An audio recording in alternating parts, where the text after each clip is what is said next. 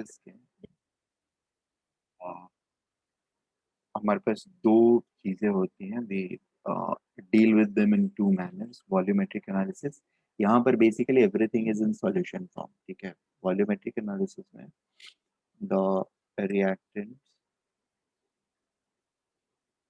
And products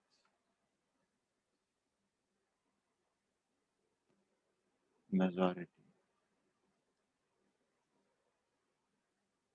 will be solution phase। Reaction का rule क्या होता है? अ, अगर मोल्स के हिसाब से हम सॉल्व कर रहे हैं, स्टोइशियोमेट्री रूल से सॉल्व कर रहे हैं, तो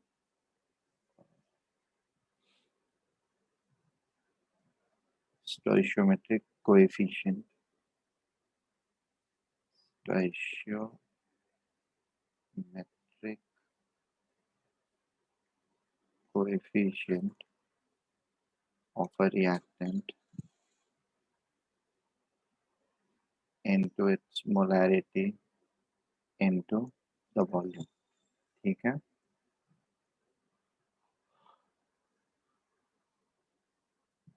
This should be proportional to, I mean, the stoichiometric coefficient of a reactant into its molarity into its volume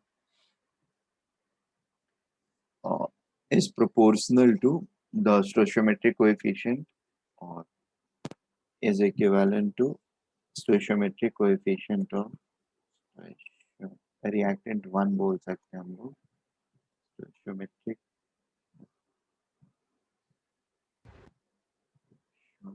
metric sir वो साइन है वो इक्विवेलेंट है प्रोपोर्शनल है?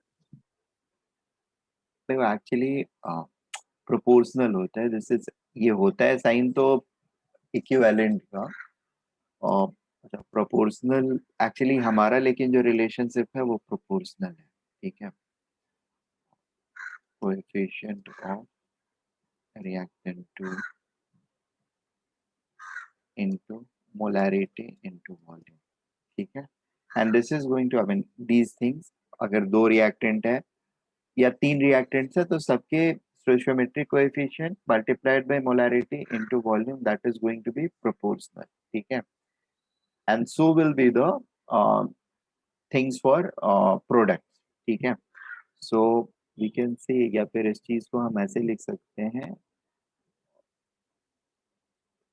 n1 into m1 v1 should be proportional to n2 m2 v2, this will be proportional to n3 m3 v3, maybe n4 m4 v4। General form में अगर हम लिख रहे हैं तो this is true for reaction like this. अगर कोई reaction है मेरा जो कि इस तरीके से लिखा जा रहा है, n1 and maybe n2b giving us n3c plus n4d, ठीक है। और इनकी रेस्पेक्टिव मोलैरिटी जो है, इसकी मोलैरिटी m1 है, इसकी मोलैरिटी m2 है, इसकी मोलैरिटी m3 है, इसकी मोलैरिटी m4 है। एक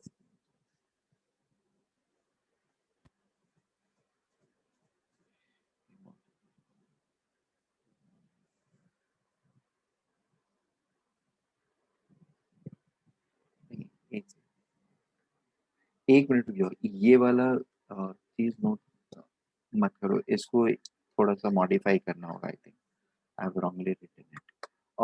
the rule is, see, m1 is the molarity of a b, m1 is molarity of a, b की मोलारिटी m2 है, c की मोलारिटी m3 है, d की मोलारिटी m4 है। वॉल्यूम v अगर हम ले रहे हैं, v is the volume, v is volume of container जिसके अंदर हम रिएक्शन करा रहे हैं या इनका वॉल्यूम डाल रहे हैं, ठीक है। अब सबका सेम भी हो सकता है, अलग अलग भी हो सकता है। सपोज इसका v1 है, इसका v2 है, इसका v3 है, इसका v4 है, ठीक है। नंबर ऑफ मोल्स जो हमने डाले that will become m1 v1, this will become M2V2, this will become M3V3, and this will become M4V4. ठीक है, stoichiometric relationship से like N1 moles of A will react with N2 moles of B, that will be there to form N3 moles of C and N4 moles of D.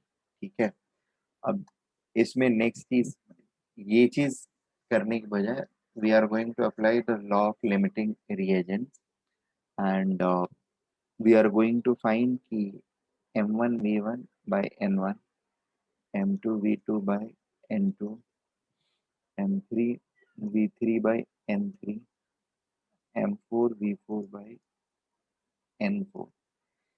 Which ratio is highest? Sorry, which ratio is lowest? Find Hello, the sir. hello. Sir, it should be applied only in the reactants because It should be the applied products only which on are the formed. reactant. Right. It is going to be applied only on the reactant, not on the product. इनका तो formation होना है ना, they are not competing. Yes, sir. They are actually formed by Right. the total amount of reactant. The lowest among two will be limiting, or lowest will be the limiting, lowest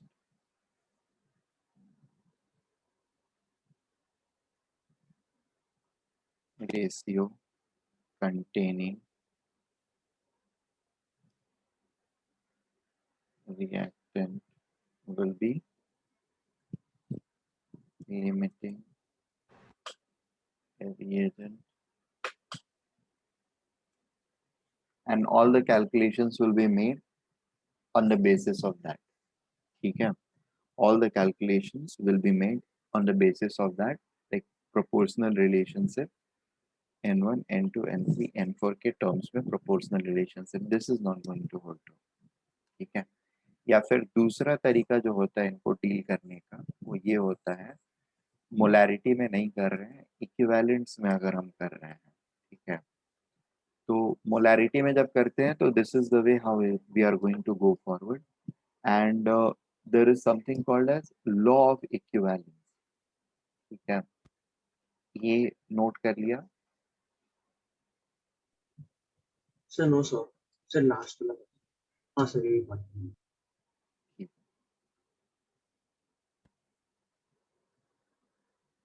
Noted, sir.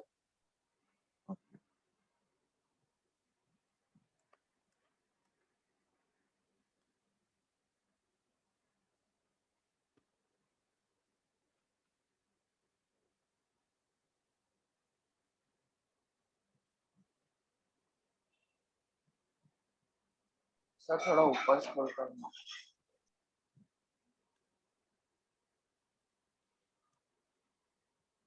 कितना, ये दो चीजें तो पढ़ाई है. Sir नहीं, वो नीचे वो सब बाद में जो लिखा है. हो गया sir.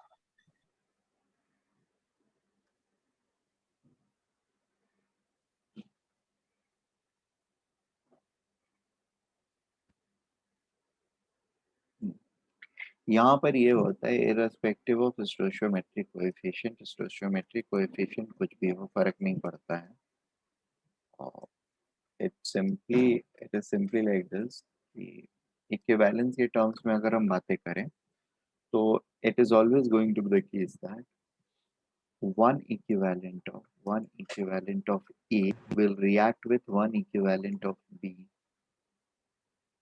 A plus one equivalent of B will give one equivalent of C plus one equivalent of D.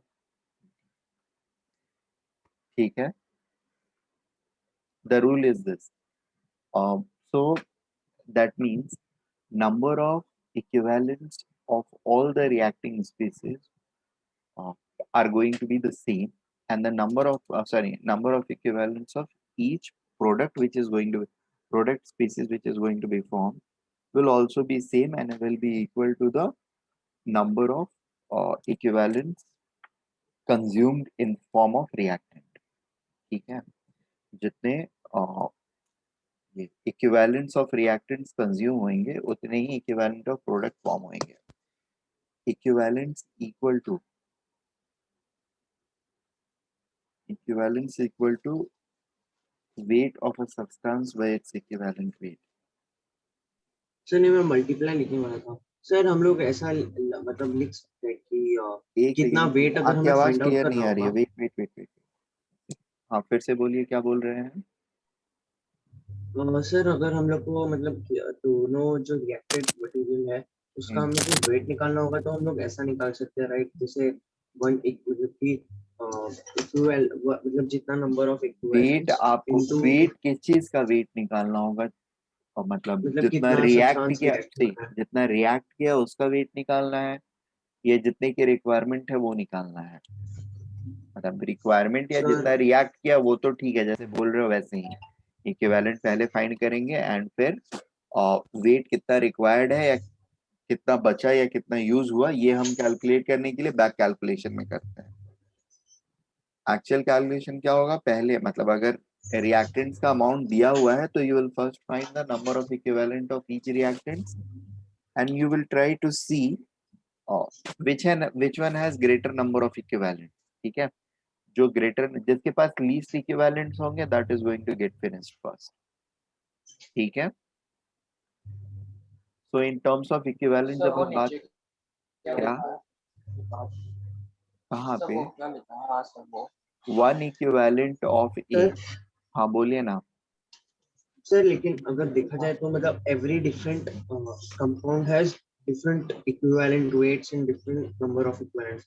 Suppose मतलब एक mole of different different compounds also can मतलब have different equivalent weights, but मतलब उनके reaction में जो होता है they can completely react, right? क्योंकि मतलब जो उनका एन फैक्टर और मॉलिक्यूलर वेट जो है वो हर नहीं, एलिमेंट या फिर कंपाउंड का डिफरेंट see, होगा. एक बात देखो, मैं बता रहा हूँ. अगर आप ऐसे सुपरफिशियली सोचोगे ना तो मतलब आपको ऐसा लग सकता है कि स्टोशियोमेट्री वाले रिलेशंस जो है वो ज्यादा इजियर हैं या स्ट्रेट फॉरवर्ड हैं, चीजें वर्कआउट करेंगी इजीली, या वो ज्यादा इजीली आपके फ्रेमवर्क में सेट करता है, मेंटल फ्रेमवर्क में. ये थोड़ा सा कॉम्प्लेक्स होता है सेट करने के लिए, सेटल डाउन करने के लिए. This is an important tool and it is derived from there only. ठीक है, इक्विवेलेंट वेट लाने का कॉन्सेप्ट ही हमारा ये था, या एन फैक्टर्स वगैरह इंट्रोड्यूस करने का, सो दैट ये लॉ ऑफ केमिकल इक्विवेलेंस जो है ये आपके दिमाग में रहे. या इनफैक्ट इसी से लॉ ऑफ केमिकल इक्विवेलेंस जो है वो obviously that is a advance concept जो बाद में आया है. And law of chemical combination जो है स्टोशियोमेट्रिक रिलेशंस वाले, that is the earlier law, that is the basic law. उसी से ये एडवांस वर्जन बना है. और इस एडवांस वर्जन में बेसिकली बेनिफिट हमको ये रहता है कि मेनी अ टाइम्स मतलब किसी एक का कोएफिशिएंट नहीं पता है या दो तीन चीजों का कोएफिशिएंट नहीं पता है, instead of going for a balanced reaction हम सिर्फ ऑक्सीडेशन स्टेट का चेंज या एन फैक्टर किसी भी तरीके से अगर हम फाइंड कर पाते हैं हर स्पीसीज का, then our work is done. Are you getting this point? Yes Instead sir. of balancing the reaction, if I just able to find the n factor of each species, my work is done and I can easily do this. Number of equivalents क्या होता है? Number of equivalents बताया हुआ है Weight of मैंने, substance upon equivalent weight. right, is equal to weight of substance taken in grams divided by equivalent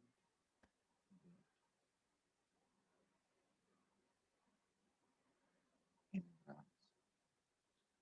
Is this okay? सो और यहाँ पर रूल यही रहता है, जितने इक्विवेलेंट सी के चाहिए होंगे उतने ही बी के चाहिए होंगे, उतने ही सी के उतने ही डी के. ठीक है, और the reaction will take place. हाँ सर. सर अगर हमारे पास ऐसा एक एग्जांपल है जैसे फर्स्ट एलिमेंट कंपाउंड में एक इक्विवेलेंट है, सेकंड में टू इक्विवेलेंट्स है और थर्ड और फोर्थ में दोनों में 1-1 है, तो इसका मतलब ये हुआ कि बी का जो है सिर्फ एक इक्विवेलेंट ही रिएक्ट हो रहा है. Right. That is the law of limiting reagent or concept of Okay, limiting sir. reagent. जिसका सबसे कम equivalent होगा, that will be the limiting reagent. The component which has least number of equivalents present in the reaction vessel will be the limiting reagent. ठीक है? And all further calculations will be done in respect to that. So यहाँ पर यही होता है कि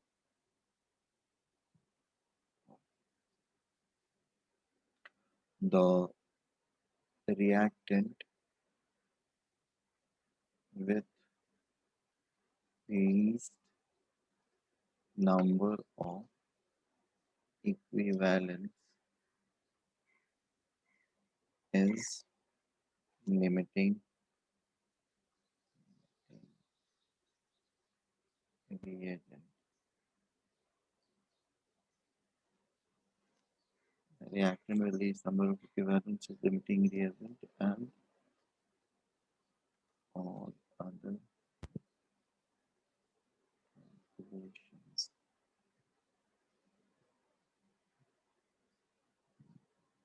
are done and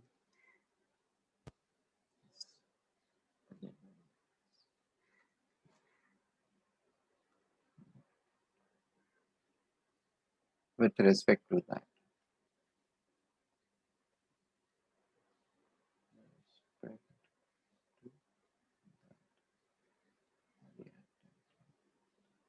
ठीक है.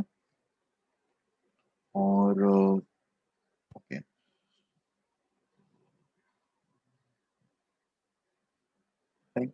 फॉर्मल जो लॉ होता है वो यही होता है कि N1V1, N1V1, N2V2, N3V3 of reactant and product सारे बराबर होने चाहिए. ठीक है. N4V4 जो रिएक्शन में यूज हो रहे हैं या जो रिएक्शन में प्रोड्यूस हो रहे हैं उनका इक्विवेलेंट जो होना चाहिए बराबर होना चाहिए. That is normality into volume, normality into volume, that should be equal for all of them. ठीक है. तो जितना इक्वालिटी जहां पर अचीव होगा उतना ही अमाउंट सब में से रिएक्ट करेगा. बाकी जो रहेगा सॉरी एक्सेस कंपोनेंट का जो रहेगा एक्स्ट्रा वो बचा रह जाएगा. That's the rule. Simple and clear. Am I making sense? अब इसके ऊपर हमें क्वेश्चंस करने होते हैं, तो we can do 2-3 questions and then starts like analytical chemistry उसको बोलते हैं. एनालिटिकल केमिस्ट्री मतलब वही टाइट्रेशन जिसकी बात कर रहे हैं. I will explain the concept. इस इनके ऊपर एक आध दो क्वेश्चन कर लेते हैं हम लोग, then we will get into this thing. One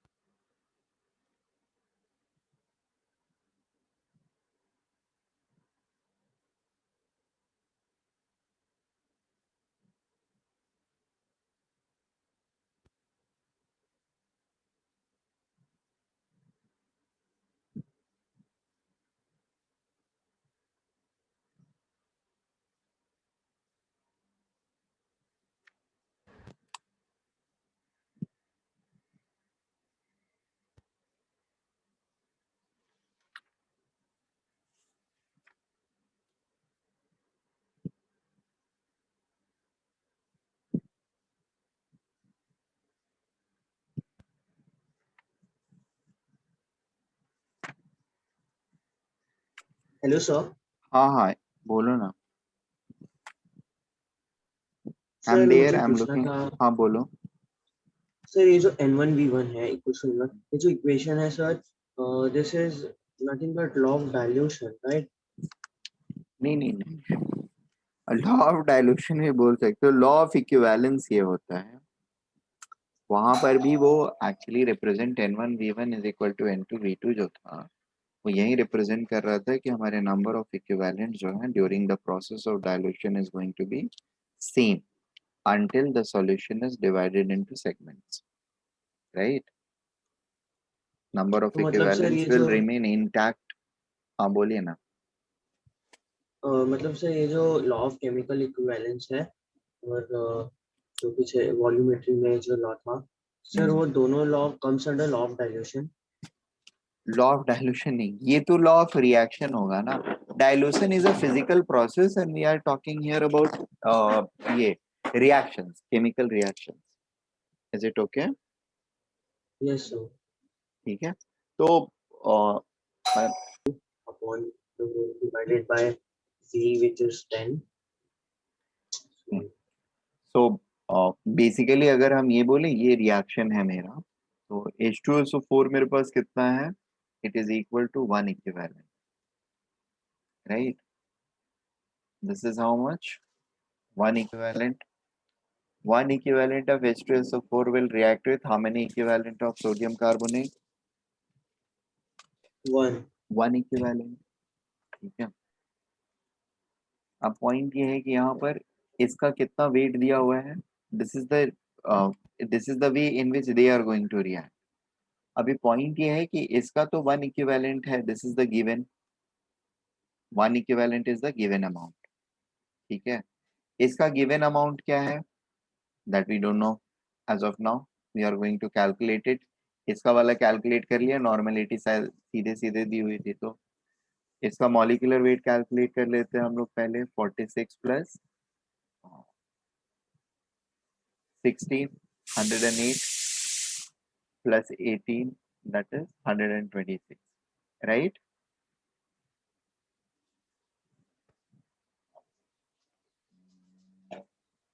45 60 45 60 60 और 40 106 106 और 18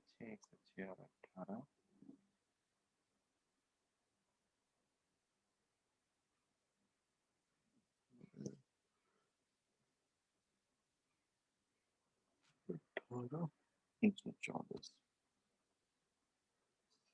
ठीक है।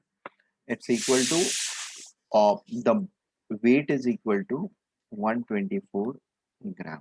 मॉलिक्यूलर वेट है mw। ठीक है। एन फैक्टर क्या रहेगा इसका? रिएक्शन में कितने कटायन से anion, the net this thing, the net charge of cation being replaced or net charge of anion being replaced is how much? 2. n factor will become 2। ठीक है। इक्विवेलेंट वेट क्या हो जाएगा? इक्विवेलेंट विल बी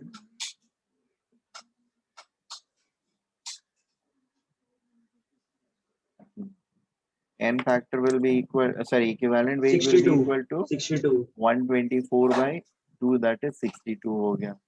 तो इसका equivalent कितना है? इसका इक्विवेलेंट कितना प्रेजेंट है? गिवन कितना है? This is also 62 equal gram. To 1 equivalent. Is it right? 1 equivalent 62 gram दिया हुआ है, मतलब 1 इक्विवेलेंट ये भी दिया हुआ है। 62 by 62 is 1 given number of equivalents। अब क्या होगा? 1 इक्विवेलेंट इसके 1 इक्विवेलेंट से रिएक्ट करके क्या बनाएगा? 1 equivalent of N2SO4 plus 1 equivalent of salt. यानी ये अगर बेस है, बेसिक रहता है ये, और ये एसिडिक है, दोनों रिएक्ट कर जाएंगे, they are going to form 1 equivalent of this salt and 1 equivalent of each other quantities, sorry, each other species which are getting formed in the process। Is it okay? ये बात समझ में आई? Yes sir. All of you? Yes. Okay. Um,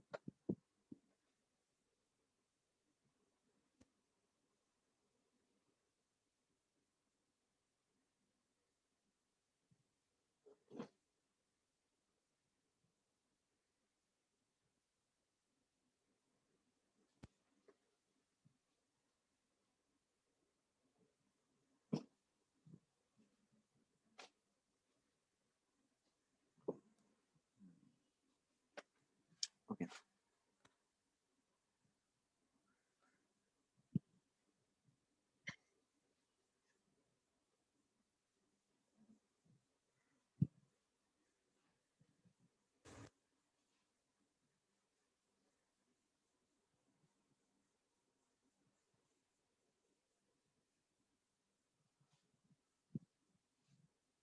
sir तो answer क्या है? अरे it will not be neither acidic nor basic. पूरा complete neutralization हो जाएगा ना. Neither acidic हाँ nor सर। basic. ये अगर पूरा रिएक्ट दोनों कर जाते हैं तो the solution will become neutral, isn't it? क्या सर?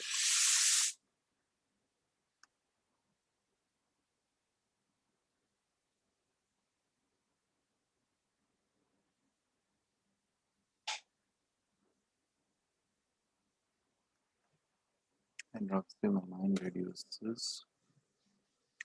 देखो ये जब लिखते हैं ना 1 2 3 इस तरीके से, this means iron is in +3 state. ठीक है. आयरन का ऑक्सीडेशन स्टेट क्या है? Oxidation state is 3.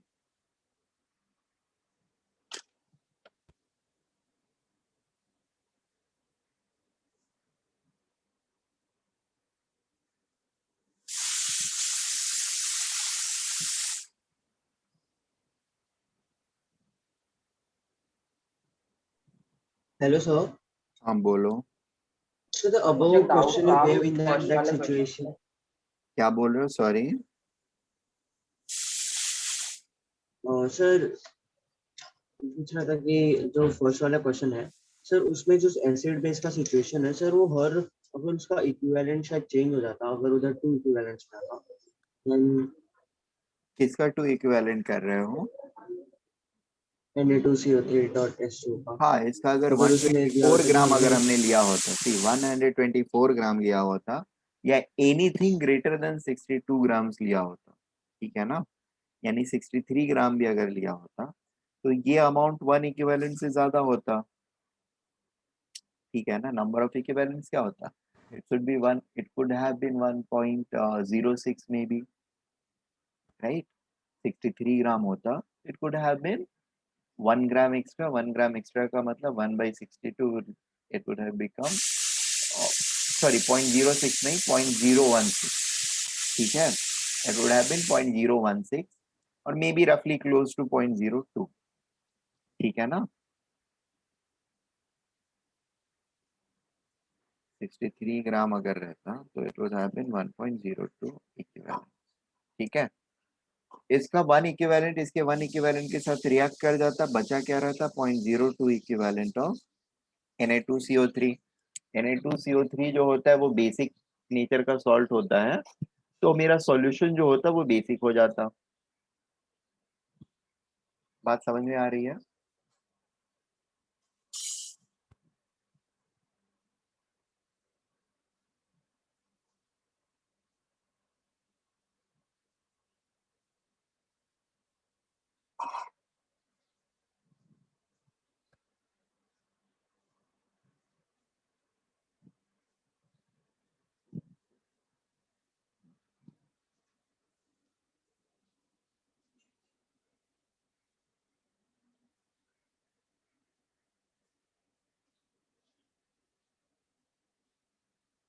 ये इस तरीके का रिएक्शन है and the question is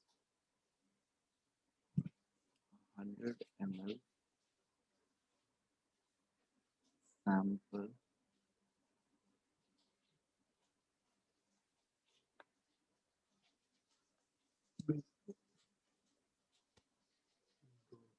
Mm, mm,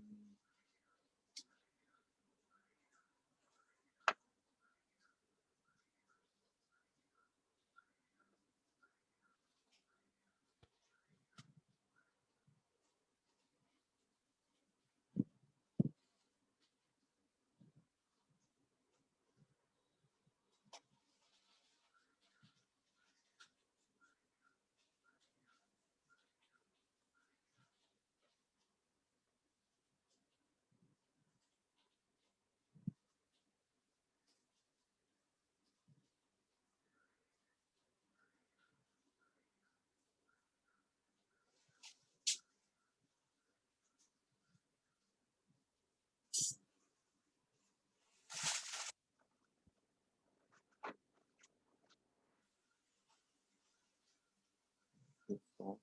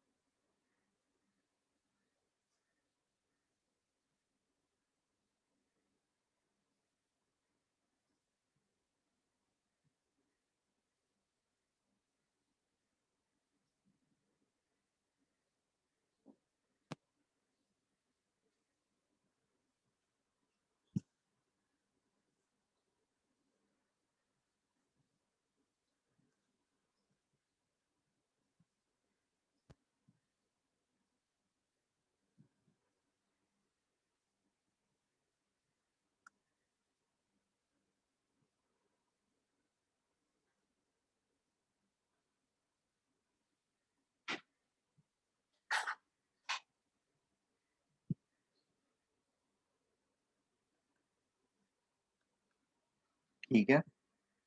यहाँ पर दो चीजें दी हुई हैं हमारे पास। एक तो ये है कि शुरू में हाइड्रोक्सिल अमाइन जो है that is reacting with Fe3+ और वो Fe3+ को रिड्यूस कर देता है Fe2+ में। Hydroxylamine reduces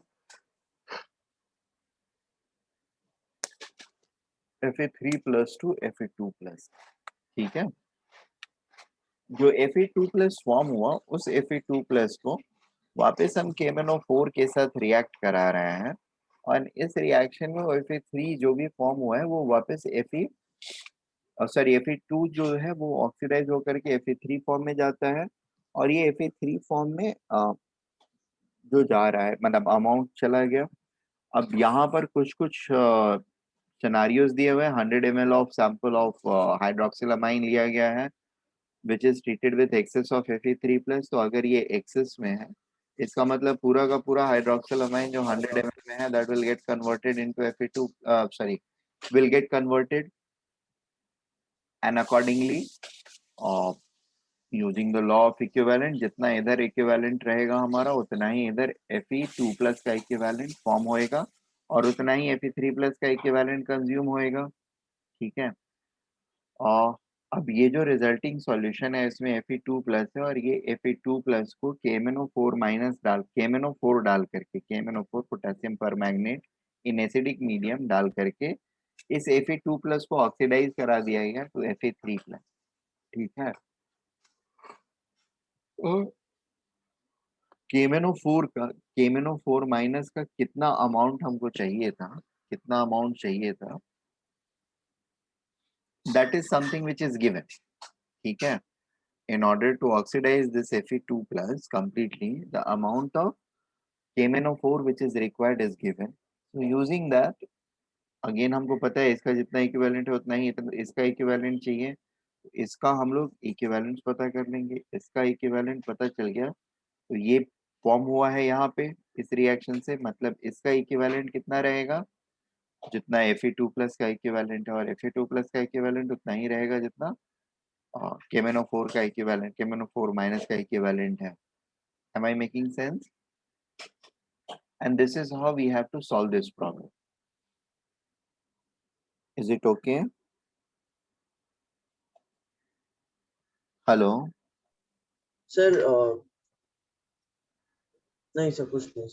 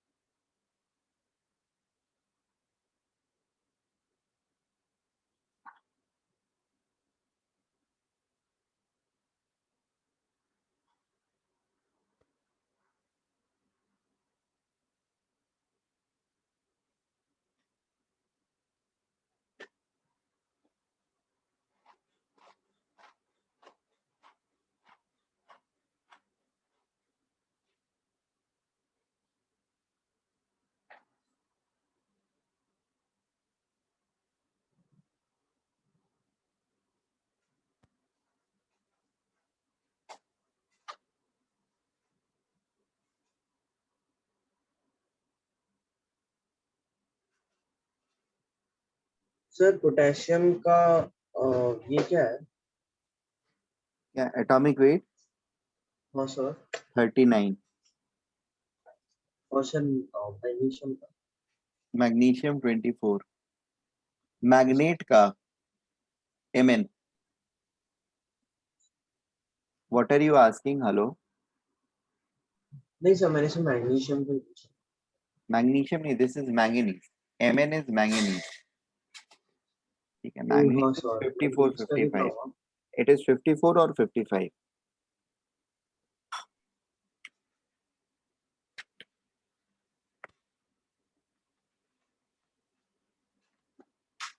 sir 55 no. हाँ, 54 55 के बीच में रहता है.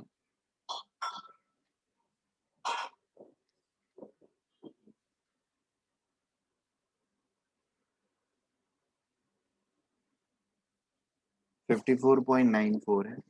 55 we can easily peacefully take.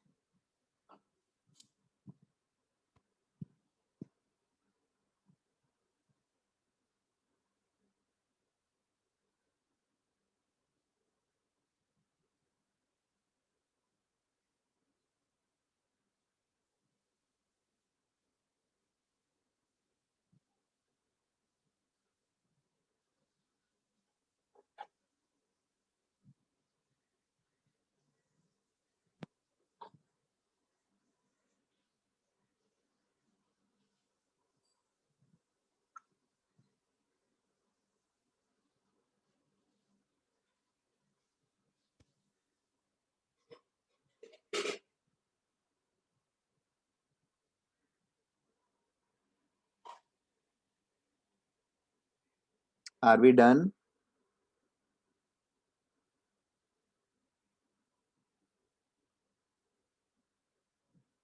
No sir, sir number of moles of KMnO4 बहुत छोटा आ रहा है सर। वो सिर्फ MnO4 या फिर KMnO4 है?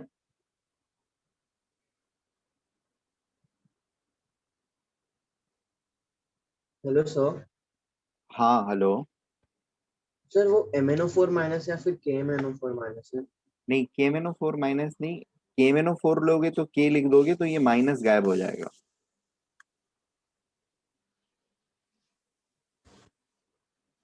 ठीक है. Okay sir.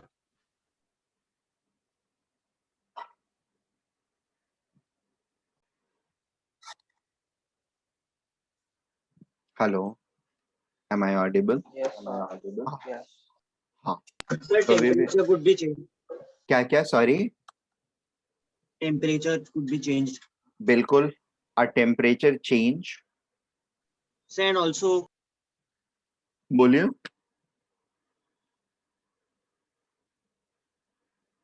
Sir state of matter changes. Temperature on the reaction vessel So increases. state of matter. हाँ हाँ, एंड एक एक करके मैं लाइक नहीं तो गड़बड़ हो जाएगा.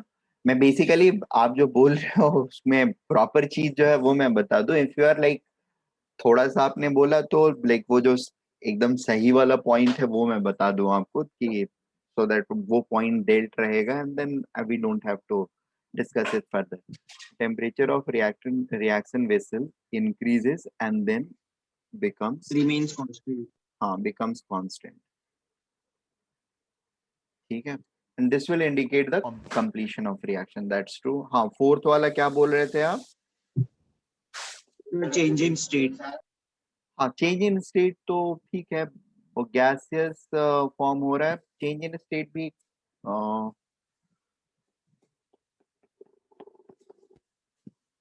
ठीक है. Change in state could be, it could be. बोलो. So we can see some unreacted reactant after its reaction. मतलब नहीं समझा मुझे. फिर से बोलो एक बार. Sorry. So we can see some unreacted reactant after the chemical reaction. So then if change in state takes place, then density also should change. Density जो है वो कैसे पता करोगे? वो मेजर करके पता करोगे, मेजरमेंट करने की कोशिश कर रहे हो? So बोल. the state change हो रहा है. ठीक है, चलेगा, वो बोल सकते हैं. एक मिनट. हेलो. ये and this texture and color changes self change. Self change मतलब रिएक्शन वेसल के अंदर जो कंपोनेंट्स प्रेजेंट है उन्हीं के अंदर में चेंजेस होंगे. ठीक है ना, बाहर से कुछ ऐड नहीं किया. और सिक्स पॉइंट जो बोला इसने, क्या बोलते हैं, अथर देश पांडे ने, he is talking about external entities और external tools to indicate completion. ठीक है, ये वैलिड इसलिए बोला मैंने अभी बोला ना कि व्हाट इफ अगर इनमें से कोई भी काम नहीं करेगा तब क्या काम करेगा, तो फिर ये हमें एक्सटर्नल टूल लेकर के आना पड़ता है. These are known as indicators. क्या बोलते हैं इनको? Indicators. ठीक है, जनरली ये कलर चेंज के थ्रू हमको कंप्लीशन का आइडिया देते हैं. हाँ, और भी चीजें अगर कुछ है तो सोच लो, देख लो. So volume change. Volume change, sir इसे भी हमें यही लगेगा. Change of state, density, flowability change में वॉल्यूम चेंज को भी ऐड कर लेते हैं. It is already included. Density change हुआ मतलब वॉल्यूम चेंज हो जाएगी. ठीक है ना, बात समझ में आ रही है? It is just like it is same common point. और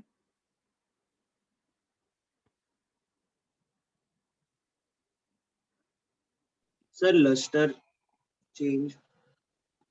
लस्टर चेंज नहीं, लस्टर चेंज को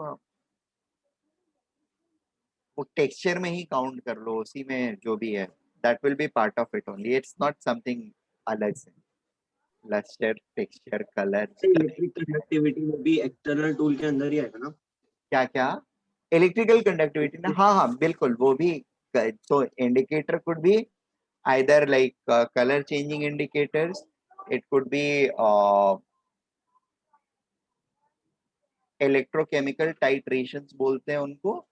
वो एक सेल के अंदर कंडक्टिविटी टेस्ट, कंडक्टिविटी के बेसिस पर कंप्लीशन का आइडिया हम लगाते हैं. That's true. so that is again a electrical indicator, or that is again an external tool only. It is part of indicator and titration.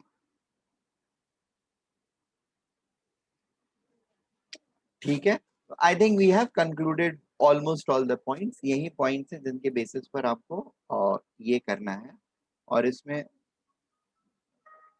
यहां से यहां तक जो होता है ना, दीज आर सेल्फ इंडिकेटर्स या सेल्फ कंप्लीशन इंडिकेटर्स होते हैं. ठीक है ना, 1 to 5. और ये जो होता है एक्सटर्नल फैक्टर होता है या एक्सटर्नल इंडिकेटर होता है. एक सेकेंड रुक जाओ. Hello hello.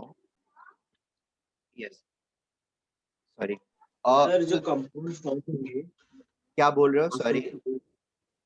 रिएक्शन के टाइम पे कंपाउंड्स फॉर्म होंगे सर, हाँ। वो उसके कंपाउंड्स फॉर्म होने के बाद जो कंपाउंड्स फॉर्म है वो स्टेबल रहेंगे, फर्दर रिएक्शन इज नॉट। देखो फर्दर रिएक्शन होने दो ना, वो रिएक्ट करेंगे तो करने दो, उससे हमको लेना देना नहीं है, मुझे कंप्लीशन चाहिए, ठीक है ना। वो बाद में ब्रेक हो रहा है तो ब्रेक होकर के कुछ और फॉर्म करेगा, मान लो उसमें से कोई कंपोनेंट बाहर निकल रहा है गैसियस फॉर्म में, तो बबलिंग जब रुकेगी तब में मुझे पता चल जाएगा कि हाँ खत्म हो गया। मुझे सिर्फ पता ये चलाना है कि मेरा रिएक्शन खत्म हुआ कि नहीं खत्म हुआ। अब मैं हाँ लैब सर। छोड़ के, अब मतलब लैब छोड़ के एज इन अब मैं एनालिसिस पार्ट को छोड़ के कैलकुलेटिव पार्ट पे, मेजरमेंट पार्ट पे आ सकता हूँ कि नहीं। That is what I am trying to understand. बात समझ में आ रही है? और वो सर या सर तो सेल्फ इंडिकेशन मोड में होता है जिसके इतने सारे टूल्स हैं, इतने सारे तरीके हो सकते हैं, और दूसरा होता है वो होता है एक्सटर्नल मोड या external indicators. These are called external tools और एक्सटर्नल इंडिकेटर्स। अब एक्सटर्नल इंडिकेटर्स जो होते हैं, एक्सटर्नल इंडिकेटर्स, ठीक है, they are there to indicate the completion of reaction. Types कितने होते हैं that I will discuss in some time. And अभी के लिए अब मैं थोड़ा सा फॉर्मल डेफिनेशन ऑफ टाइट्रेशन आप लोगों को लिखवा देता हूँ, then we will start with further, ठीक है। सर हम लोग इसमें और एक पॉइंट ये कर सकते हैं कि अगर फर्दर रिएक्शन हो ही नहीं रहा है, जैसे अगर सामने सब पॉइंट है, चेंज ऑफ स्टेट वगैरह ऐसा कुछ भी नहीं हो रहा है, तो फिर हम लोग ये बोल सकते हैं कि रिएक्शन इज कंप्लीटेड। नहीं, कुछ भी नहीं हो रहा है मतलब रिएक्शन ही नहीं हुआ तो रिएक्शन कंप्लीट कैसे नहीं होगा? नहीं, मतलब एक फर्स्ट रिएक्शन हो गया, मतलब कंपाउंड फॉर्म हो गए, फिर उसके बाद कुछ उसके बाद कोई रिएक्शन नहीं हो रहा है, everything is stable, then we can say अरे तो दैट यहाँ पर रिएक्शन। भी तो वही हो रहा है ना। सी, चेंज इन स्टेट का मतलब क्या है? सॉलिड से लिक्विड होकर के रुक गया। चेंज इन डेंसिटी इंक्रीज करी या डिक्रीज करके रुक गया। फ्लोएबिलिटी चेंज, फ्लूइडिटी बढ़ के रुक गई। अब ऐसा नहीं कि फ्लूइडिटी बढ़ते ही जा रही है, बढ़ते ही जा रही है, that is not something. Volume change, बढ़ा रुक गया या कम हुआ रुक गया। तो सारे केसेस में वो स्टेडी स्टेट, एक स्टेबल स्टेट जो है वो हम अचीव करके ही चीजें बोल रहे हैं। टेक्सचर या कलर चेंज, अब मान लो रेड होना है किसी या पर्पल होना है, तो वो पहले चालू होएगा तो बहुत कम फॉर्म रहेगा तो थोड़ा सा पिंकिश दिखेगा, फिर वो डार्क डार्क डार्क डार्क होते होते फिर पर्पल कलर ले लेगा। बात समझ में आ रही है? और जब डार्क पर्पल हो जाएगा देन वी कैन से कि हाँ अब कहानी कंप्लीट हो गई है हमारी, the reaction is complete now. Is it okay?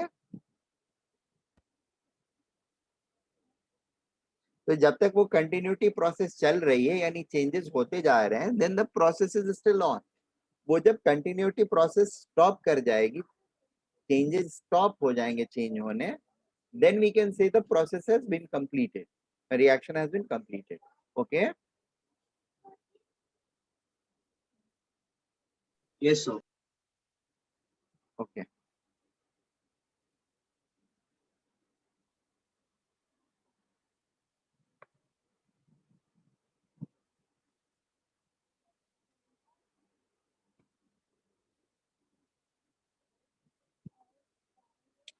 Hello सृष्टि।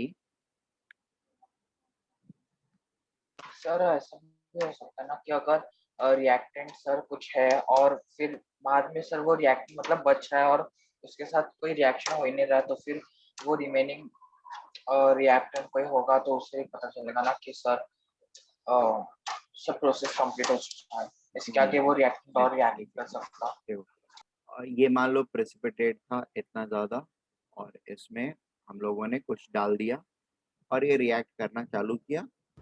बाद में पता चलता है क्योंकि इतना सारा अमाउंट जो है इसका वो रिएक्ट हो गया और खाली इतना बचा हुआ है, और इसके बाद ये चेंज ही नहीं हो रहा, लेफ्ट आउट प्रेसिपिटेट। ठीक है, तो हमारा हम क्या कंक्लूड कर लेंगे? ओके, रिएक्शन खत्म हो गया। बात समझ में आ रही है? तो this is again precipitate analysis only ना, फॉर्मेशन और डिसोल्यूशन ऑफ प्रेसिपिटेट, इसी के बेसिस पर एनालाइज कर रहे हैं, तो that point is already covered. See जितने भी पॉइंट्स हो सकते हैं वो ऑलमोस्ट आप लोगों ने कवर कर लिया है. देयर इज नथिंग न्यू जिसके थ्रू हम आइडेंटिफाई कर सकते हैं. ठीक है. अब इसके बाद जो भी होगा वो एनालिटिकल पार्ट में आएगा, कंप्लीट हुआ है कि नहीं हुआ है. दैट इज नॉट, ये फिजिकल अपीयरेंसेस वाली चीजें मैं डिस्कस करना चाह रहा था and we have successfully discussed it. ठीक है. अब हम लोग आते हैं टाइट्रेशन प्रोसेस के ऊपर. सी titration is actually a quantitative method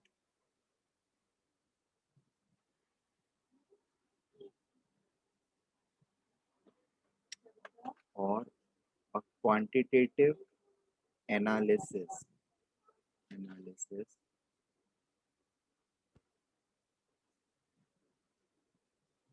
quantitative tool के बदले प्रोसेस यूज करें तो ज़्यादा बेटर रहेगा. टूल या प्रोसेस बोल सकते हैं. Quantitative analysis process.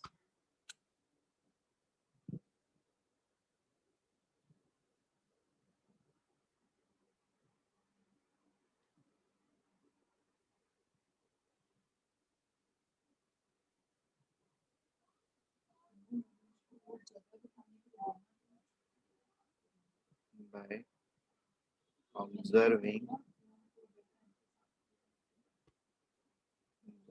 completion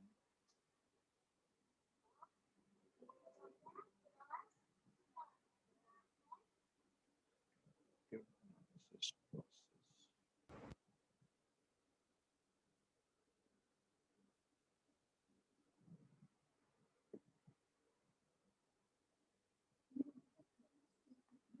Observing process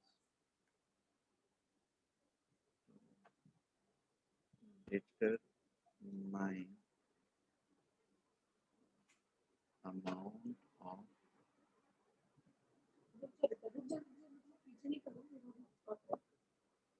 reactant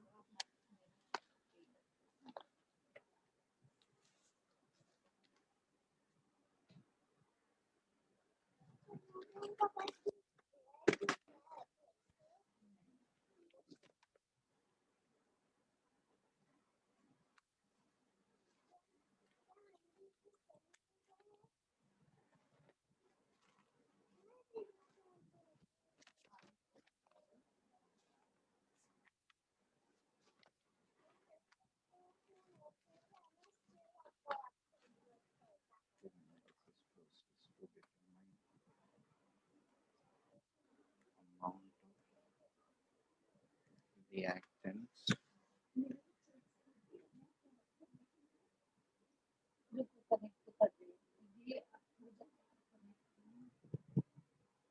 used up till completion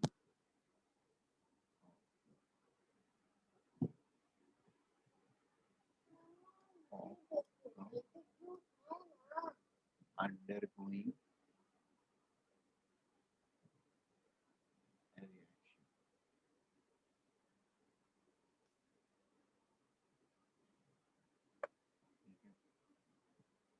The completion of a reaction can be indicated by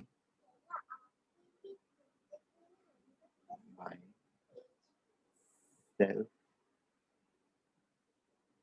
indication or through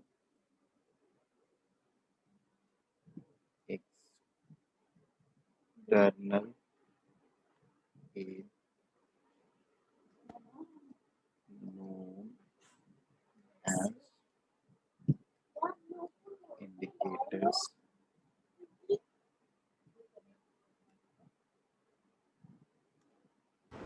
Indicators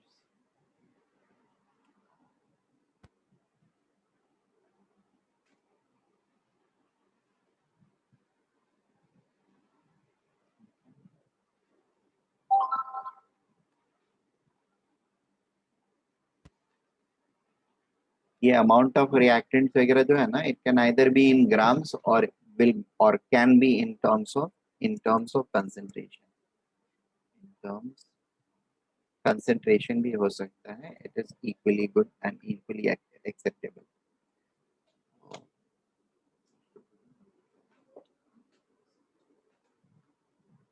ठीक है, ये दो चीजें I think it's very much evitable and clear. Generally titration के लिए हम जो setup use करते हैं वो कुछ इस तरह का होता है। जस्ट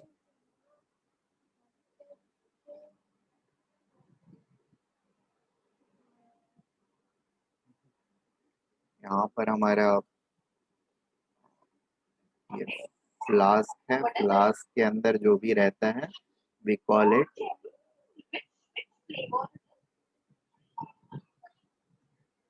एनालिट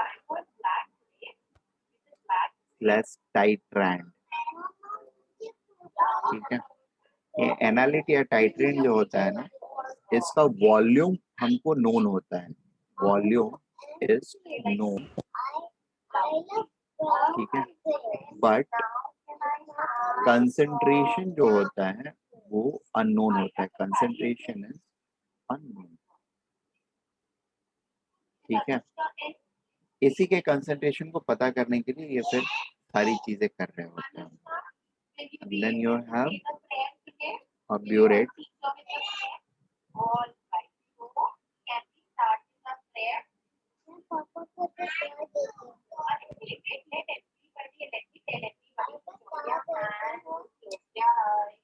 this is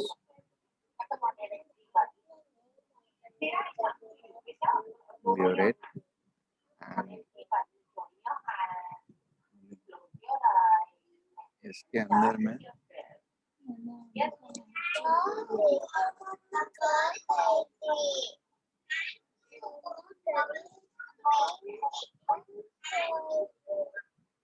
यहाँ पर जो होता है that is called titrant.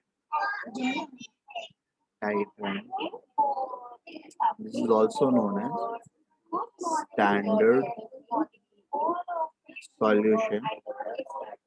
Standard solution इसको बोलते हैं इसलिए, या फिर इसको टाइट्रेटिंग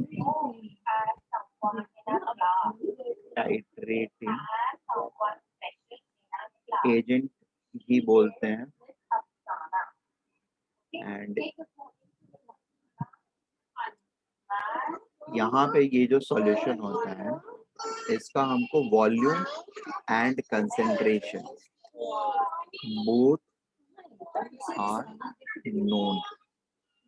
ठीक है, स्टैंडर्ड सॉल्यूशन जो होता है, स्टैंडर्ड सॉल्यूशन, इसका डेफिनेशन ये होता है any solution having known concentration। कोई भी सॉल्यूशन का अगर कंसंट्रेशन हमको पता है then we are going to call it standard solution. Is it okay? Hello Yes, hello sir. Hello Yes, hello sir. Hello hello, Yes, sir. Am I Audible?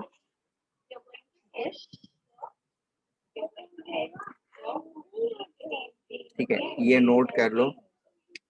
And overall titration जो process है that is all about वो known concentrations वगैरह find करना, मतलब concentrations find करना या amount find करने के प्रोसेस को ही टाइट्रेशन बोलते हैं। ठीक है सर, लेकिन ये ऑन पेपर वर्क होता है ना या फिर प्रैक्टिकली? क्या क्या, सॉरी सर, ये जो टाइट्रेशन रहता है ये मतलब कौन सा है सर? मतलब पेपर सॉल्विंग या फिर प्रैक्टिकल थिंग है? प्रैक्टिकल है। प्रैक्टिकल का भी तो आप डेटा निकाल करके फिर उसको कैलकुलेट तो करते हो पेपर पर ना। हाँ sir. Determining strength or concentration, strength that is concentration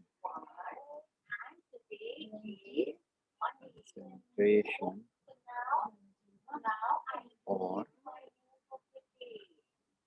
amount of amount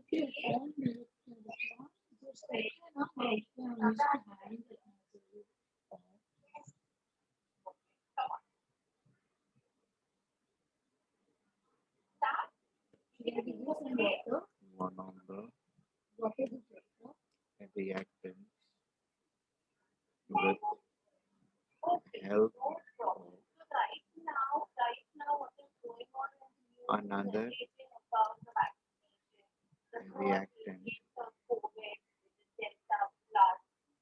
with the help of known amount of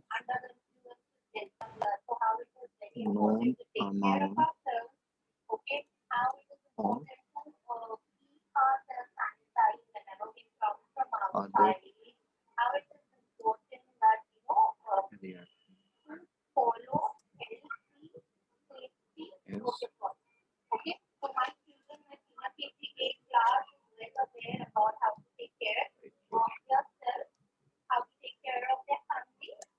clear. Hello, is it okay? Hello, हाँ बोलिए ना, मुझे बस एक छोटा डाउट था बोलो कि ना। जो हम लोग का फिजिक्स में एक टॉपिक है एरर्स का, वो एरर एनालिसिस। सर हाँ। हमें कैलकुलेशन ऑफ केमिकल क्वांटिटीज में एरर्स एक्सपीरियंस में नहीं समझा, मुझे फिर से एक बार बोलो तो, सॉरी। मतलब जब हम लोग प्रैक्टिकल्स करेंगे सर, तब मतलब हम लोग को sir errors in calculating chemical बिल्कुल क्वांटिटीज बिल्कुल बिल्कुल बिल्कुल बिल्कुल करना होता है और डिपिक्ट भी करना होता है। केमिस्ट्री में अभी नहीं करना होगा आप लोगों को, शायद नहीं करने के लिए बोला जाएगा, लेकिन फिजिक्स में अभी करना होगा। और जब आप इंजीनियरिंग में जाओगे ना, फर्स्ट ईयर में फिजिक्स केमिस्ट्री के ये करोगे, तो फिजिक्स में भी एरर्स जो होता है ना, वो